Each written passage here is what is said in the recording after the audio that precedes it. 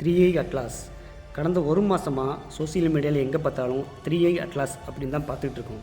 அந்த 3i atlas ஒரு alien ஸ்பேஸ்ஷிப்பாக ஏன் இருக்கக்கூடாது? முதல்ல 3i அட்லாஸ்னால் என்ன?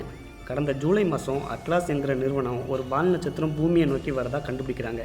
நம்ம சூரிய குடும்பத்தில் 3ஆவதாக என்டராகிற இன்டர்ஸ்டெல்லர் ஆப்ஜெக்ட்டுங்கிறதுனால இதுக்கு 3i அட்லாஸ்னு பேர் வைக்கிறாங்க. இதோட உருவமே பார்த்திங்கன்னா ஒரு மாதிரி ஸ்ட்ரேஞ்சாக இல்லாமல் ஒரு ஸ்பேஸ்ஷிப் மாசிவ் சைஸில் இருந்தால் எப்படி இருக்குமோ அப்படி தான் இருக்குது. இதோட டயாமீட்டர் பார்த்திங்கன்னா 5.6 கிலோமீட்டரும், லென்த்து பார்த்திங்கன்னா 15 கிலோமீட்டருக்கு மேலேயும் இருக்கலாம்னு கூறப்படுது. ஓகே, ஏலியன் ஸ்பேஸ்ஷிப் ஏன் இவ்வளோ பெருசாக இருக்கணும்?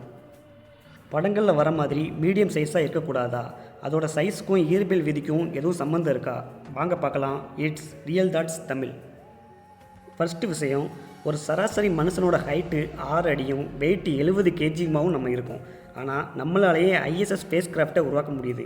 ஐஎஸ்எஸோட நீளம் பார்த்திங்கன்னா 109 மீட்டரும், அதோட எடை பார்த்திங்கன்னா 4,20,000 கிலோ எடையும் இருக்குது.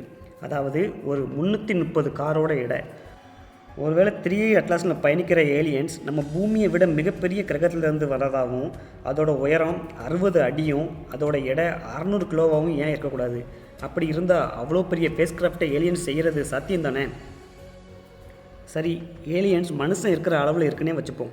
அவங்களோட ஒட்டுமொத்த கோலும் ஒரு எக்ஸோ பிளானட்டுக்கு போகிறதா இருந்து அவங்க வருடக்கணக்காக தயார் செய்த ஸ்பேஸ் கிராஃப்டில் ஆயிரக்கணக்கான வருடம் பயணம் செய்கிறதுக்காக இந்த ஸ்பேஸ் கிராஃப்டை உருவாக்கியிருக்கலாம்.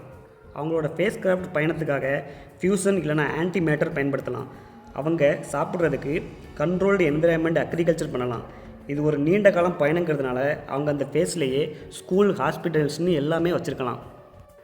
அது மட்டும் இல்லாமல் அவங்க தனக்கு வாரிசுகளை உருவாக்கி அவங்கக்கிட்டேயும் நம்ம நோக்கம் என்ன, எதுக்கு ஸ்பேஸ் ட்ராவல் பண்ணுறோம்னு சொல்லலாம். ஒரு சின்ன சாக்கு என்னென்னா, அவங்க அந்த ஸ்பேஸ் கிராஃப்ட்லேயே கல்லறையும் வச்சுருக்கலாம். ஸோ இப்படி மொபைல் சிட்டியாகவே அவங்க தயார் செஞ்சு பூமிக்கு வந்தால் இங்கே வந்து என்ன பண்ணுவாங்க? இங்கே வந்தது நோக்கம் என்னவாக இருக்கும்? அழியும் தருவாயில் இருந்து அவங்க பிளானட்டில் இருந்து இங்கே வந்து காலனைஸ் பண்ணுவாங்களா? இல்லை அவங்க ஸ்பேஸ் எக்ஸ்ப்ளரேஷன் க்யூரியாசிட்டிக்காக வந்திருப்பாங்களா? என்ன காரணம்னு அவங்க வரப்போ தான் தெரியும். இதில் முக்கியமான ஒரு விஷயம் என்னென்னா, அவங்க நாமளை ஸ்டடி பண்ணுறாங்களோ இல்லையோ, நாம் அவங்கள ஸ்டடி பண்ணி அவங்க இண்டஸ்ட்ரியல் ஸ்பேஸ் கிராஃப்டை பற்றி கேட்டு தெரிஞ்சுக்கிட்டு நாமளும் பயணிக்க ஆரம்பிச்சிருவோங்கிறது தான் உண்மை.